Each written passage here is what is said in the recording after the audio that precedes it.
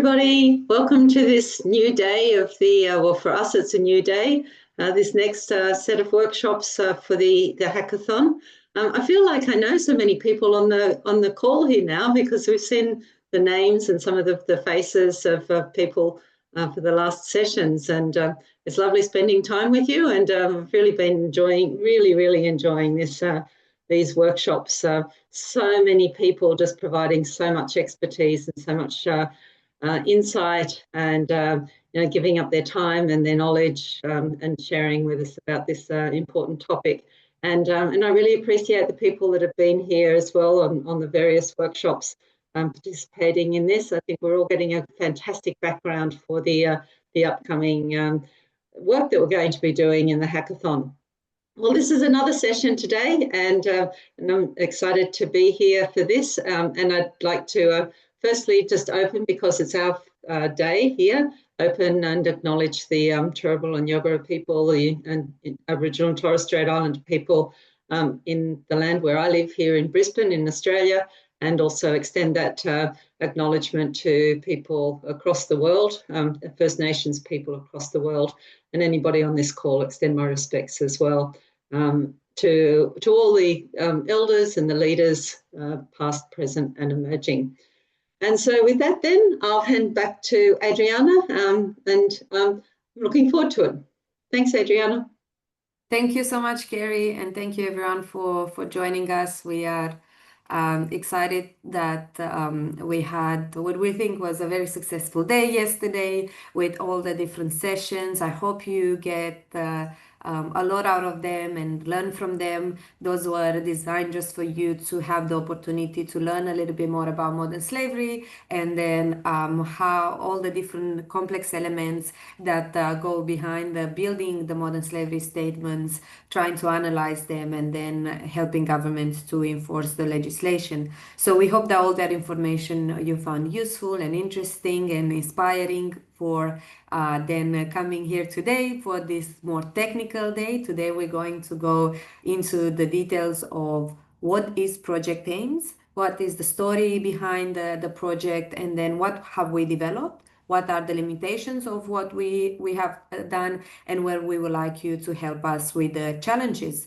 So please join all the workshops today, regardless of the challenge that you decided to work on, because they are all relevant. They are all going to build on each other with the intention that at the end there will be a fully fledged solution, maybe that will allow for good data, good models, and good application. But of course, we would like you to focus only on one challenge in this hackathon. But today in this session, I am very excited to be here with Kerrie and Arsene.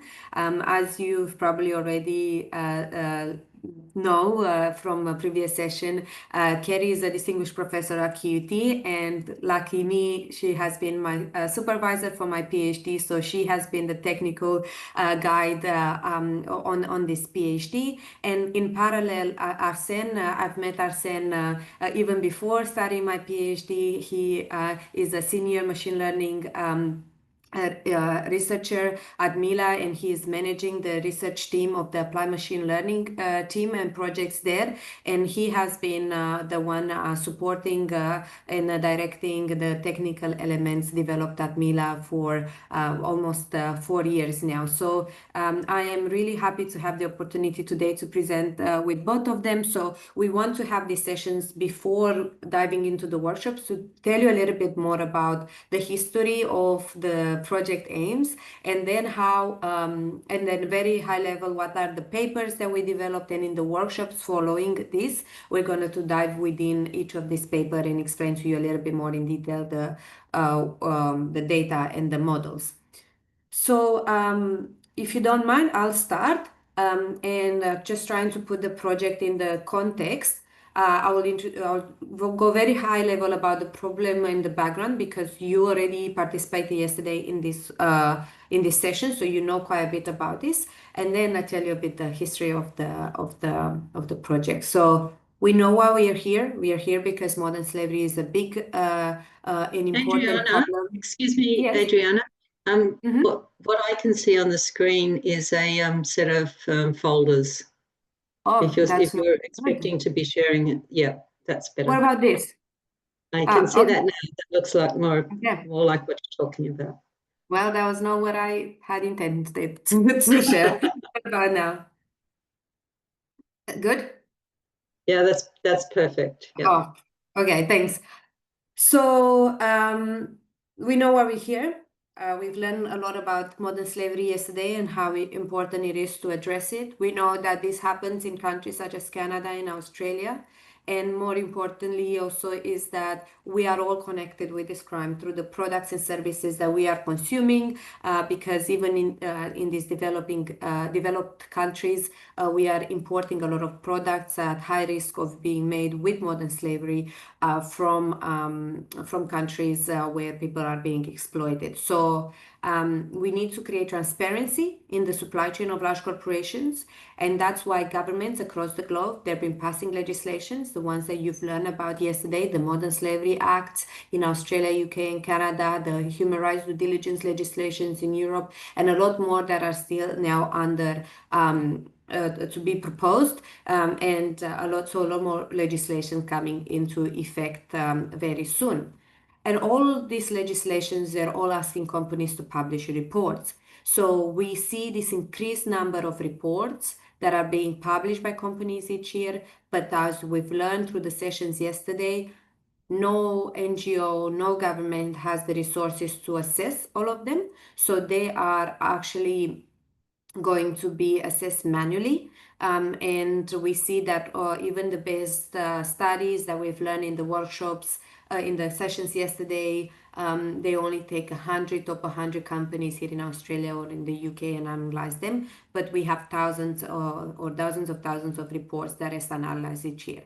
And this is why we started Project AIMS, because we really think that AI can help to create a fast and scalable solution for a more rigorous evaluation of compliance.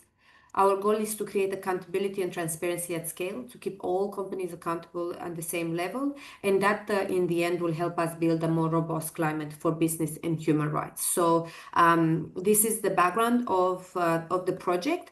And the history of the project actually sits in two phases. In the first phase of the project, we looked at the UK Modern Slavery Act. As you learned yesterday, the UK has passed the modern slavery legislation in 2015, so it's been in force for a bit longer. And then only in 2018, we started having the Australian Modern Slavery Act and consequently having reports. So we used to have some reports already from the UK.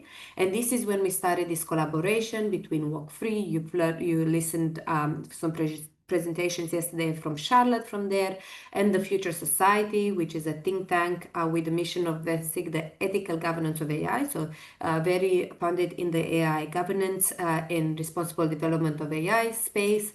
And then we had a consortium of supporters, including WikiRate, that you are very familiar with now. And we thought initially, let's look at the work that Walk Free and WikiRate built together, the Beyond Compliance reports that you've seen yesterday, and just try to build AI to do the same thing. Well, we did some experiments and we have created, we put everything open source in our GitHub and in our paper. But what we've mainly done in this phase is to collect lots of learnings. If you remember Laureen yesterday telling us about how hard it was to collect the statements, how hard it is to extract text from PDFs, the reason why we need to have machine readable formats, and the importance of creating really good annotated data set if we are to fine tune models. And these are the high level findings, and we put recommendations for governments, and this is what we've done in this phase. And luckily for us, this is when Mila comes into the scene, and Arsene and his team looked at the resources that we developed, and they ran a project evaluation, and together we concluded that there is more potential for this project, but it needs to correct for some of the limitations that we encountered in the first phase. So we decided to take the research here in Australia, to focus on the Australian Modern Slavery Act, and to really take this project into a research direction rather than into the product development one. So spend good time to really look into this in depth and try to solve some of this problem. And this is the second phase of Project AIMS, and this is it, the one that we are all here for today. So this is when the Queensland University of Technology and Mila entered into this partnership to deliver the second phase of Project AIMS. And then we continue having advice from the Future Society and Walk Free, but we work closely with WikiRate to help us build the annotation specifications. This time we also work very closely with the Attorney General's Department. You've listened yesterday early morning on a presentation from Pierre on the importance of this work. And also we started working with technology providers such as Task AI, who has helped us annotate the data set, and Abi, who provided us an open source, a free license for their software that extracts text from PDF. So with this, we have the same mission. We want to be able to build state-of-the-art AI research on benchmarking the modern slavery statements and continuously collect learnings and recommendations that then we want to feed into the development of similar solutions for other legislation. Remember that slide with so many countries having similar legislation with the same problem that they cannot fully enforce.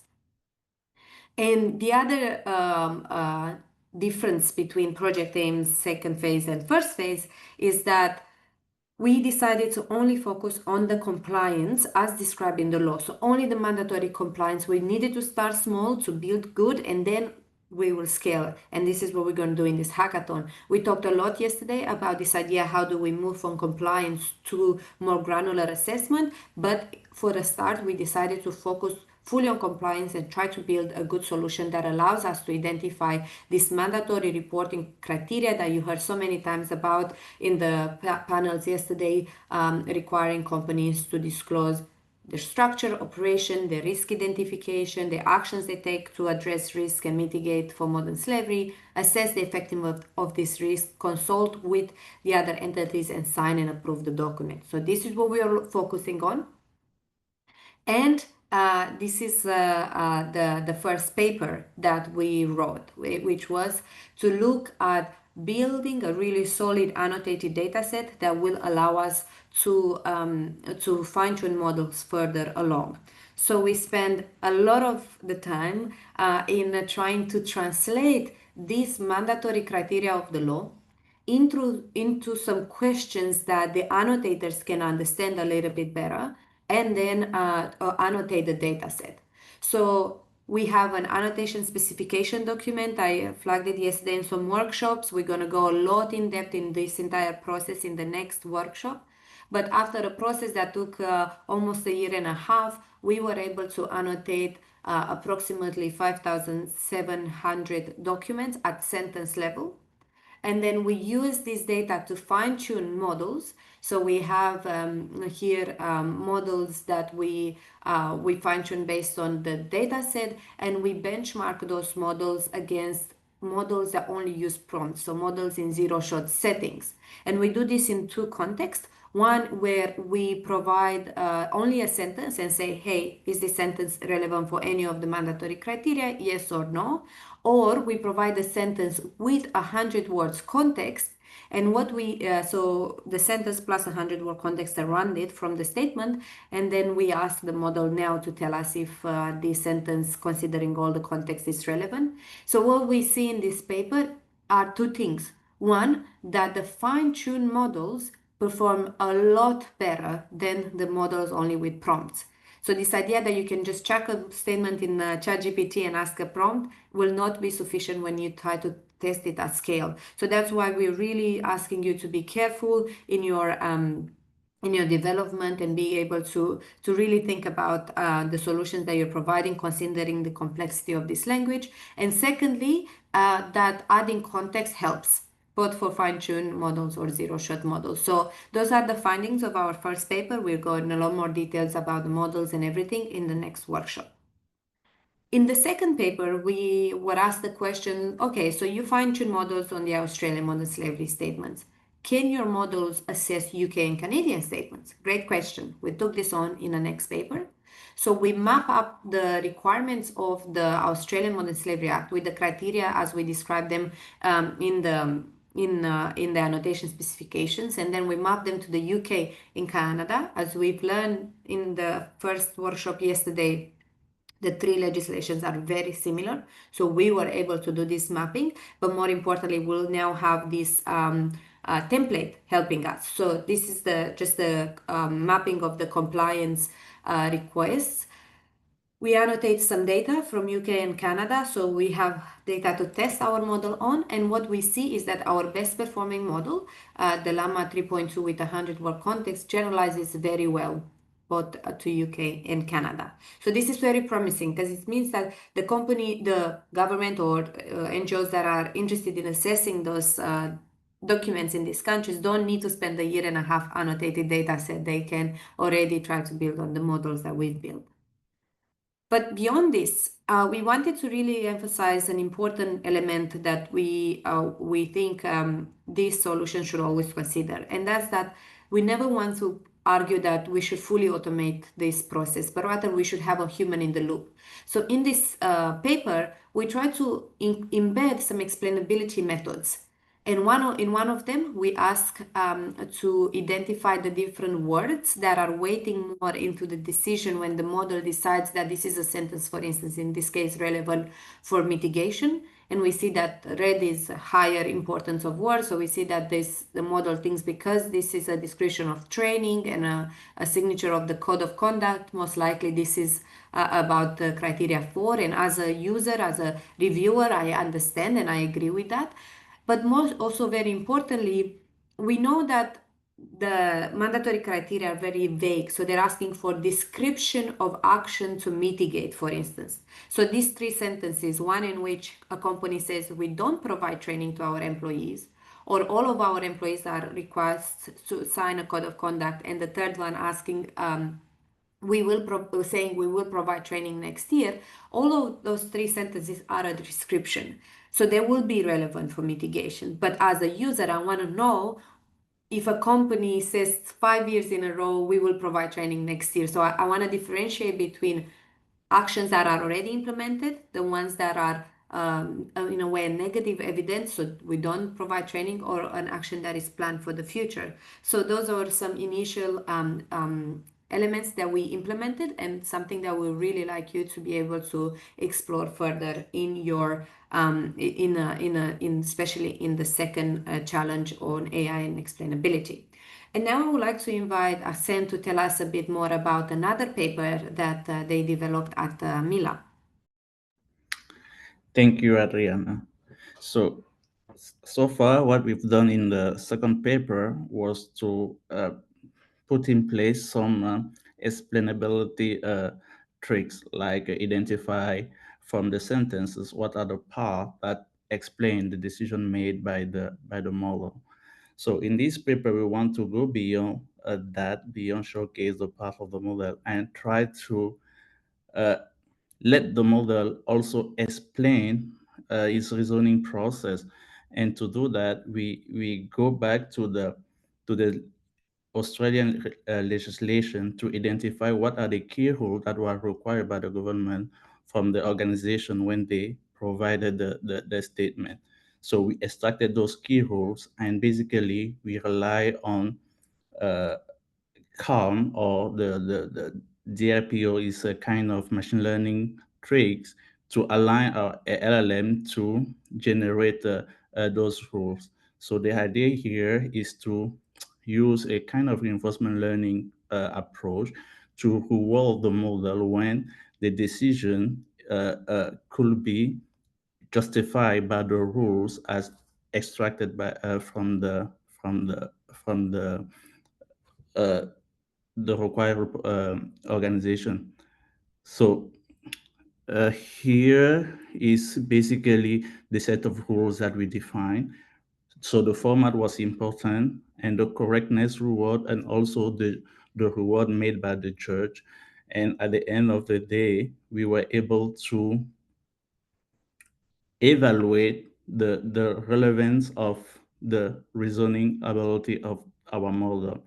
So this paper is under review to one of the NLP conference, and we're gonna have its outcome very soon. We also go beyond just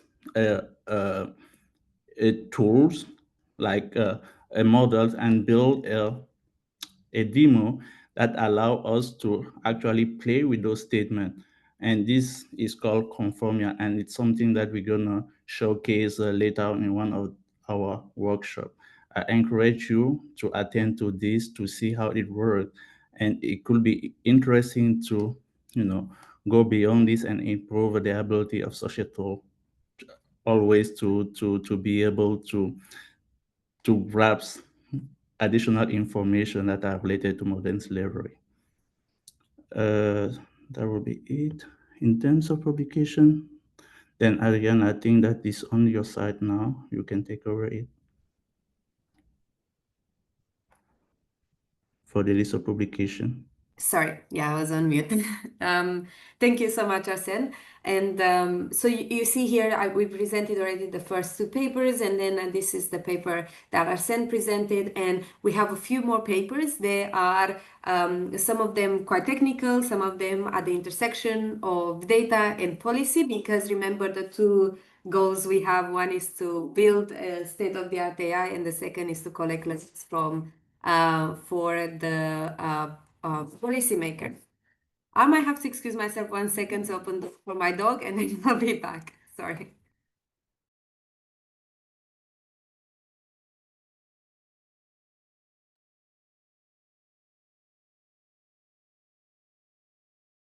Okay. Apologies for this. Okay. So our next paper that we developed was here at KUT, and you're going to meet some of the authors, particularly Duoy, who is the brain behind this. What we aim to do in this paper is to say our best performing models, the llama, they are quite big, and also they still have limitations. So we tried a lot of different ways of improving our model performance, trying contrastive learning, improving domain-specific prompts, taking the UK and Canadian unlabeled documents and the Australian ones and create pseudo labels and then feed them back into the design of the training of the model. And then enhancing the context, very similar to the Llama 100. And all of those methods, they were correcting for some of the limitations of the model, but nothing really pushed us to be saying there is one method that really has taken us to a absolute better performance. But we realized this thing that we would like these models to be able to be used by NGOs or by governments or institutions that don't have a lot of resources. So what we did was to distill this knowledge of these large models into a student model called Modern BERT, and we already made the weights of this model open. And what this model now is able to do, so if we run all the large language models, the teacher models we call them here in parallel, or the distillation model, we see a huge difference in size, but in performance, actually the distill model that learn all the tricks from all the others is doing equally or better than the other models. So we are able to have the same level of performance, but what we're seeing here is that we're doing this 7 to 8 times faster and 6 times energy savings. So this is really important because that's what we want to do, to build solutions that those that don't have huge computing resources can also use. And that's why we encourage you to look at the modern BERT weights. You can use the llama weights as well. They're also made open source if you use this model in your solutions, but also consider also using the modern BERT. And this comes from this paper. The next paper is a paper that we presented briefly yesterday in one of our workshops, and that's where we asked the question, now can we move beyond assessing compliance to assessing more granular questions, and then what questions shall we ask? So we look at all the different methodologies that are assessing modern slavery statements, and then we see which ones that were open source.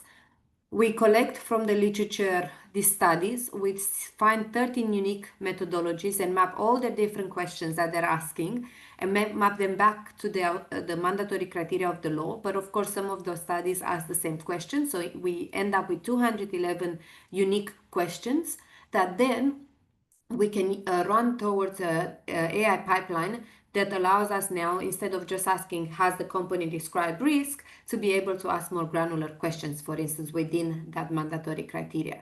So this is how it looks. We can go now more granular within the mandatory criteria, in this case, criteria 2. I want to ask more questions about supply chain. Now I have a variety of questions that I can pick from.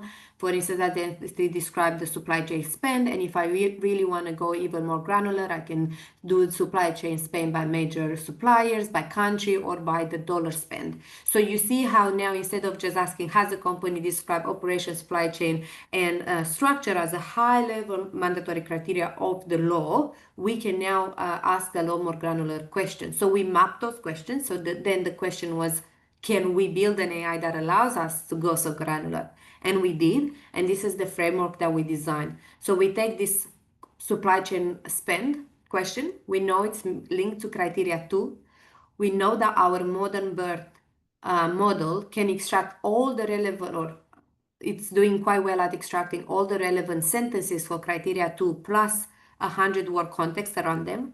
They use all these sentences and evidence in context as evidence, and fits this to another large language model with a prompt asking the original question. If this model finds the answer, then it provides to the human reviewer the answer, yes, the company has described supply chain spend, and the reasoning. And I think this is the case because, and the model explains why. If there is no evidence, so our fine model birth model cannot find anything in the statement, or the model here says, sorry, I don't have enough evidence, or I don't know what to say, then we have a second model, a watchdog that relies on a RAG pipeline, retrieval augmented generation, and it extracts, instead of using our modern bird model, it extracts the sentences that are most relevant syntactically with to the initial question that we want to ask, and then provides this new evidence to the same large language model with the same prompt. And then maybe this model now says, yes, I actually found another sentence that your initial model failed to find in the document, and I believe that the answer is yes, the company has described this, or also I also don't find enough evidence. And in this case, we feel pretty confident that most likely the company hasn't described this. So this is what we design. What we want you to do is to build even a better methodology for this, but we'll discuss all of this in a lot more details. And then we also have a paper where we collect all these different learnings and we say, look, so far we look at the UK, Australian, Canadian modern slavery legislation, and we've learned a lot about how to be able to develop AI solutions to help those laws monitor and enforce their requirements. But we know, remember the first slide with all these other different countries and jurisdictions, and some of them already enforced, some of them about to be enforced. What can they learn, and how ready are they to have this type of solutions applied to them? So we create this AI readiness landscape for each of the different legislation, and we look at all the different questions that we think are relevant to create a data pipeline that then will allow you to apply AI at the end of it. And we see that a lot of these laws are not yet ready for it. So none of the laws explains what are the companies that are in the scope of the legislation. Some of them have registries, some of them not. You've learned from Lauren yesterday how complex it is to try to find the statements if they're not centralized on a registry. None of them are asking them to be in a machine readable format. Some have mandatory criteria, but you've learned, for instance, the UK doesn't. So if we don't know what we're looking for, how can we even start standardizing the assessment? Not all of them have full enforcement.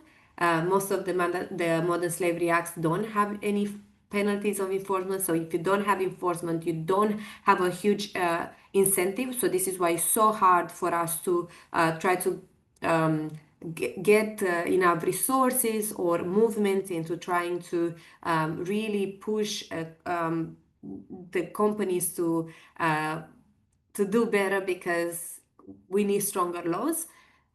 And then also not all the laws have an authority to supervise them. So without an authority, you don't have a clear user in mind, right? So you're trying to build a solution, helping the authority to enforce the law, but if there is not a clear one designated in the government to fully enforce the law, then you design without a clear user in mind. So those are the learnings, and those are recommendations that then we feed into the review of the legislations or whenever there are consultations on those laws. So you see how a very technical data science project can actually have impact further. So those are some of the evidence of some of our submissions to the review. We also, now Australia is doing another review of the legislation. We put a submission 2 weeks ago. There are also roundtable discussions where we look at the development of AI for addressing modern slavery, and we keep trying to take the results of this research and feed them back into this opportunities for us to provide feedback to either the government or other stakeholders. And we are also lucky for this research to receive a grant from the Australian government in their Action to Combat Modern Slavery in 2020-2025 program. So that's what we've done, and you're gonna learn a lot more in depth about each paper. So now wrapping it up, we make everything open source. You've seen our GitHub. Some of the papers are still under review, but we're trying to put at least the preprints so to make them available for you. We have already pushed this annotated data on Wikirate, and you've learned a lot about how resourceful this platform is. And we're organizing this hackathon. So this is how it's all coming together. We did all this work, we're making it open source, and that's why we invited you to be part of this journey, because we built whatever we were able to, but we still have some limitations. And this is why we think that the hackathon was such an appropriate wrap-up event for this phase of the project, because we hope that you will help us correct for some of those limitations, but also inspire us with your innovation. So this is it. Thank you so much for your time. And if you have any questions for any of us, please let us know. I'm not sharing anymore, right? But I was sharing before. Yes, you will stop sharing. Okay. Thank you. Sorry, it's very early. Perfect. So I hope that this just provides to you an overview of what we've done, what's coming next in the next workshops. We're just going to dive deeper into each of these papers, the data sets, the models. You'll have the chance to ask all your questions to the different authors about every element that you're interested in. And then hope that this session provides you with the context of why we are here and why this hackathon it's important.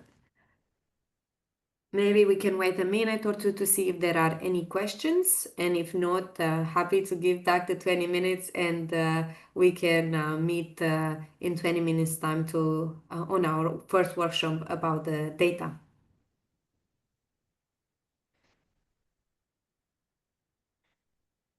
Kerrie, Arsene, do you have any final remarks, or do you have any advice for the participants as they are embarking into this journey? I've got a question for the two of you. So just to ask. So in the work, and it's relevant to the hackathon here. So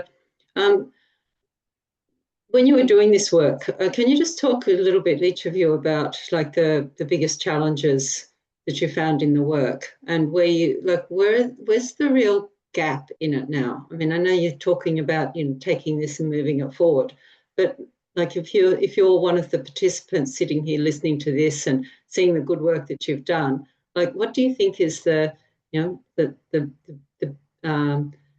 more obvious ways to build on what you've done? And like, what were so two questions, I guess. When you were doing this, like, what was some of the biggest challenges, and then also, what are some of the low-hanging fruit from what you're doing, I guess.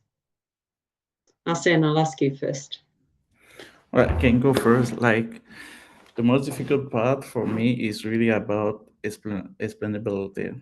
Like, how, I mean, we are evolving a high-stake world, right? And if you are judging that a statement has been is compliant according to a rule, while it is indeed not compliant, I mean, it could have a huge repercussion moving forward, right? So it's really about making sure that whatever your model or whatever tool you develop could be explained. At least you can dive deeper and explain its decision. So that's why we took that step into looking about the model generate its own explanation about what it's doing, right? Of course, it's not a perfect solution. Again, I didn't get into too much detail, but the solution that we developed is really resource is demand high compute, and finding a way to use less compute could be already be a huge gain. And yeah, I would say that is the most challenging part that I face while doing this project. Okay, thanks, Arsene. That's great. Adriana? Thank you. Well,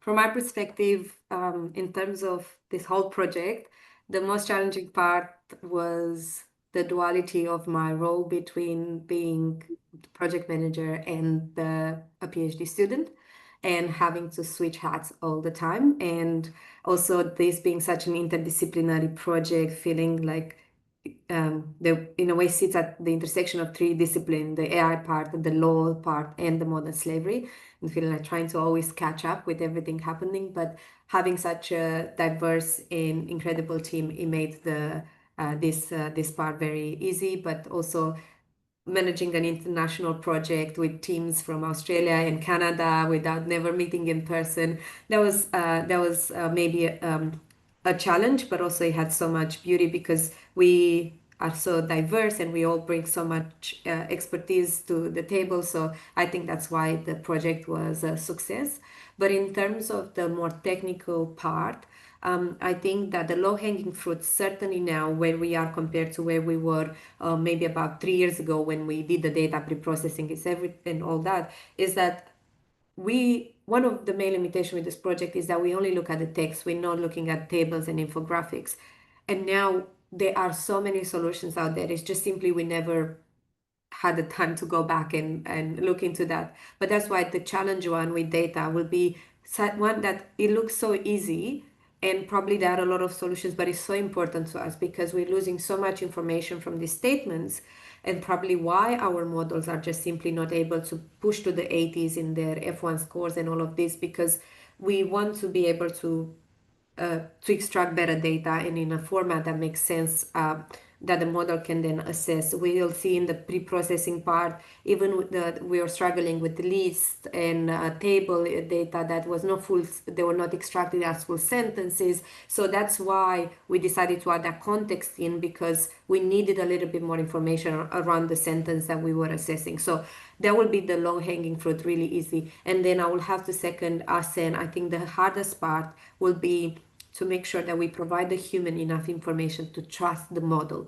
Here yesterday we've learned for so many diverse potential users, from government to civic society, that they really want these solutions, but they won't use them if they don't trust them, because their reputation as the ones assessing those statements will be at risk. Like Now was saying, like yesterday in the last workshop, that she needs to know that the model did well before she puts her name on saying this is our assessment of the companies this year. So to do that, the human reviewer need to trust it, and to do that we need explainability. And I think that's going to be a lot harder element to prove, or to develop. And then just to also speak to the final challenge, which is the application. There, the main challenge I think will be around building these type of tools that are useful for users that don't have a data science background. You've seen yesterday in some of the workshop, they were saying how, the risk, the head of risk in a corporation, they're not trained in data science, so they just need to use applications that will allow them to extract the information they need that then they can use in their day-to-day job, but without having to code or anything like this. But then how do we build that without a lot of compute intensivity or without requesting a lot of resources, like Arsene was saying as well. So building this entire solution, but also making it accessible and usable, I think will also be a challenge. But we haven't worked a lot on that in Project AIMS, but I just predict that will be a challenge. Does it make sense? Thank you. Yep, it does. Yeah. Thank you. So we have some questions in the chat about the paper with the two agents. So the question is if the agent 2 disagree with agent 1, will the human reviewer go with agent 2? And I think if the agent 2 really can prove that it's confident in its answer and says actually there is a clear sentence there, I think the human in the end will decide what agent will trust, because sometimes the agent 2 might disagree, and then when you look at the reasoning, it has nothing to do with the statement. It can just make up the answer. So even if it does disagree, still it will be the human who decides based on the reasoning that the models will provide what is the right answer. So it's not an automatic, it shouldn't be an automatic decision that agent 2 decision will always be the best. And we've seen this, you'll see in some of the paper, we did a very in-depth error analysis by hand. And the things we've seen there, they're hilarious sometimes. The model hallucinates a lot, especially when we just use prompts. And that's why we see such a big difference between the fine-tuned model's results versus the prompt results. And then the next question is, so even when with additional raw context, the reasoning deducted by agent 1 might be better in some cases. Yes, yeah. So it can be better in some cases because the modern BERT is a fine-tuned model, right? So it's a bit conservative in its extractions, because the main challenge with this project is how complex the language is. And we had to teach the annotators, and then of course from that we taught the model.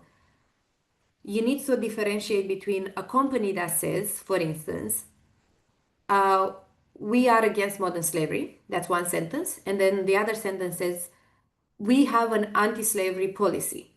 The first sentence means nothing. That is no evidence for any of the mandatory criteria. It just is one of those corporate empty sentences. The second one is telling us that this company has written a modern slavery policy, so it's part of their governance structure, and that is evidence for criteria 4.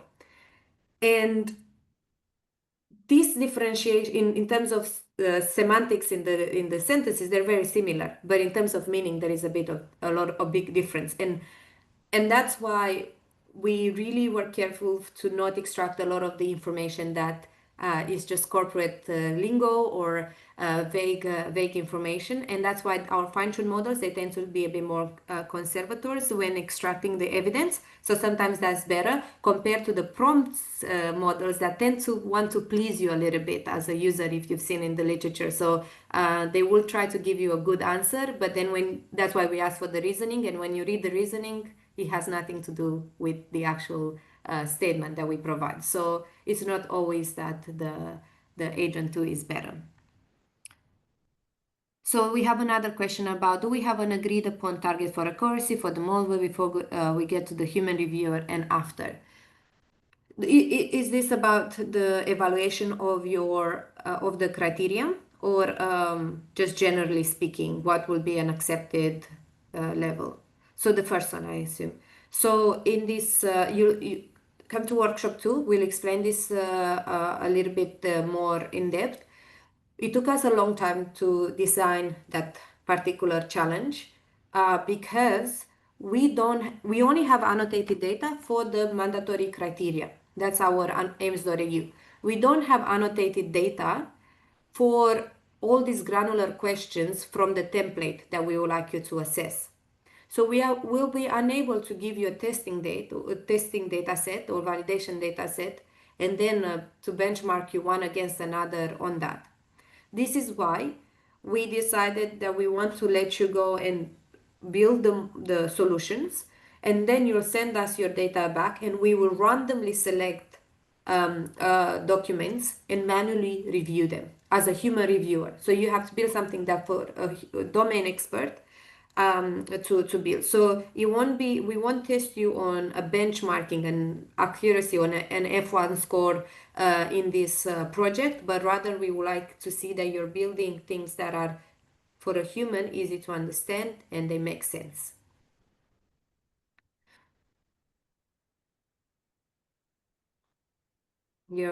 Thank you, Tammy, for your question.